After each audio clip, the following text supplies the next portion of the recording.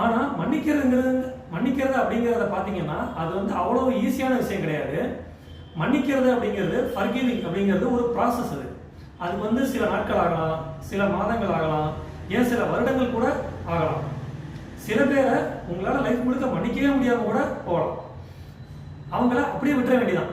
அவங்கள தண்டிக்கவும் செய்யாமல் மன்னிக்கவும் செய்யாமல் அப்படியே விடக்கூடியவங்கலாம் சில பேர் கூட லைஃப்பில் இருப்பாங்க. மன்னிக்கிறதுங்கிறது ஒரு எமோஷனல் ப்ராசஸிங்.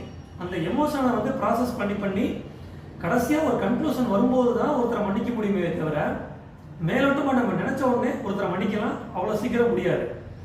வேணா என்ன பண்ணலாம் அப்படின்னா, நம்ம மன்னிக்கிறத நினச்சிக்கிட்டு மேலோட்டமாக வந்து நம்ம மனசை வந்து சமாதானப்படுத்திக்கிட்டு மன்னிச்சிட்டேன் அப்படின்னு வேணா நினச்சிக்கலாமே ஒழிய உண்மையிலேயே மன்னிக்கிறதுங்கிறது ஒரு லாங் ப்ராசஸ் தான் அது.